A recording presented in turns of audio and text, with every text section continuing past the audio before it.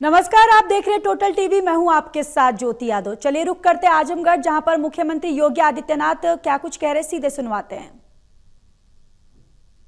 में तो भारी बारिश पड़ रही है, कई जनपदों में बारिश है।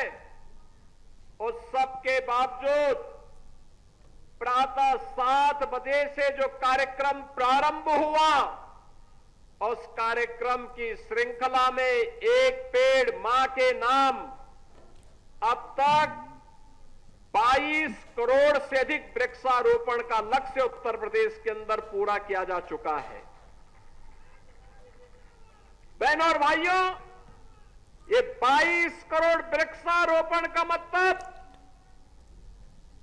उत्तर प्रदेश के एक एक व्यक्ति के नाम पर एक उसके द्वारा लगाया गया पौधा अपनी मां के प्रति भी और धरती माता के प्रति हमारी कृतज्ञता को ज्ञापित करने का एक माध्यम बना है।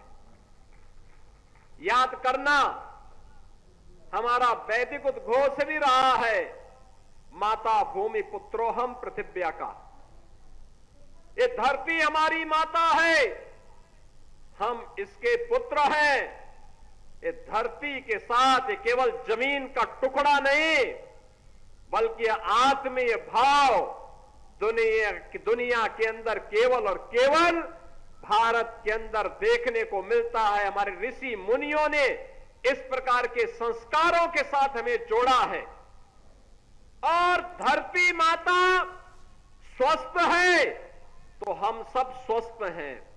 धरती माता अगर बीमार है, याद करना, न केवल मानव जाति के लिए, जीव सृष्टि के लिए जीवन मरण का प्रश्न बन जाएगा। उनके लिए चेतावनी का संकट आ जाएगा।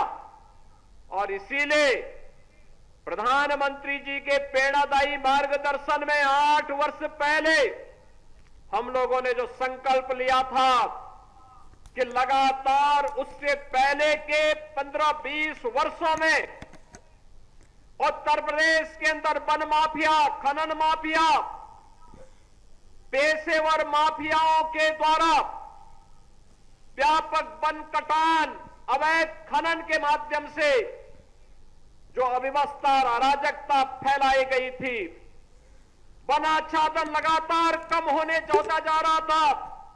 विकास तो नहीं हो रहा था, लेकिन वनाच्छादन भी कम होता जा रहा था।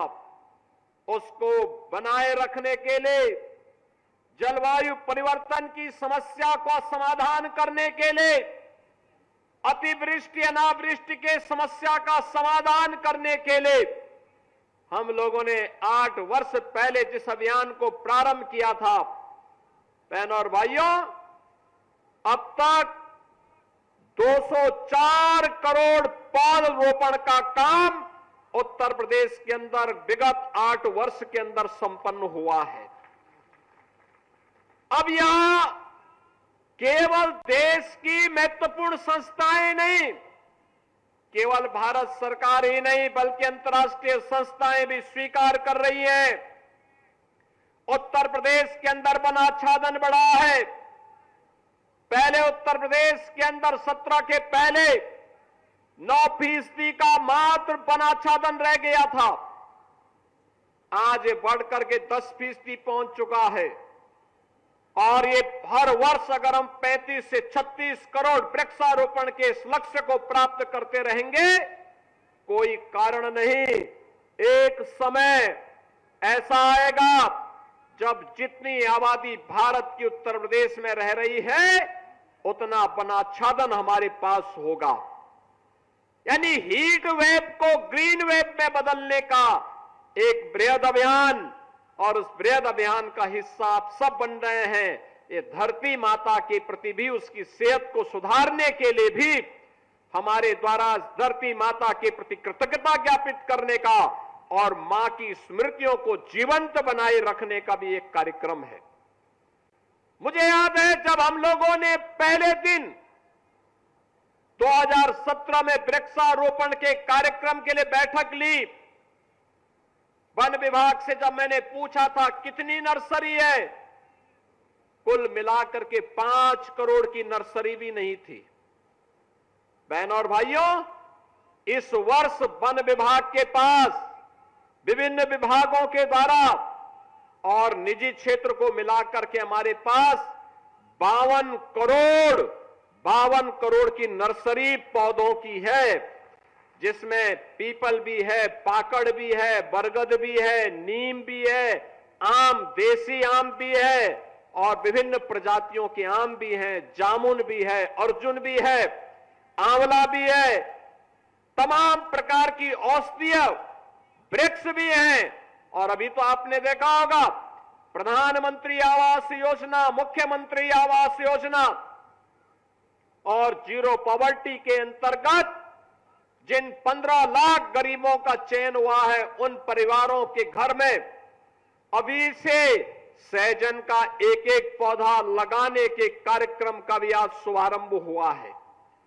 सहजन का मतलब प्रोटीन और विटामिन से भरपूर एक ऐसा पौधा, उसकी पत्तियां, उसका साग भी पौष्टिक है, उसकी फली भी पौष्टिक है। अगर कुपोषित व्यक्ति भी सहजन का सूप पी ले, उसका साग खा ले, लंबे समय तक सेवन करेगा तो न केवल मनुष्य बल्कि गाय को भी लोग खिलाते हैं, दूध बढ़ेगा इस दिशा से सहजन खिलाते हैं लोग।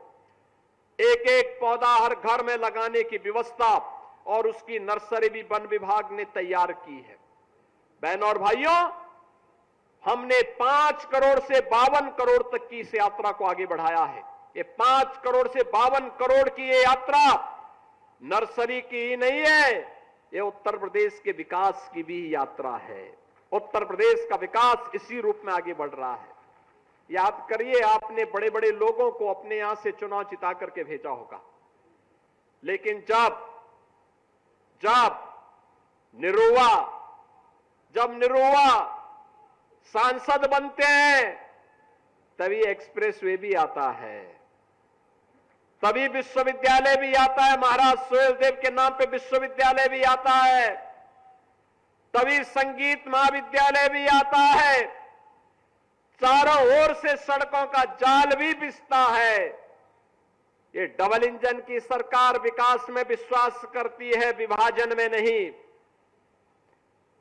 विभाजन में नहीं, ये विभाजन करने वाले लोग वे हैं बहनों और भाइयों, जिन्होंने विकास तो परिवार का किया, लेकिन जाति के नाम पर, क्षेत्र के नाम पर, भाषा के नाम पर बांटने का पाप भी किया है, बांटने का पाप भी किया है। आपने देखा होगा कैसे कैसे नमूनों को ये लोग पालते थे, कैसे कैसे नमूनों को पालते थे।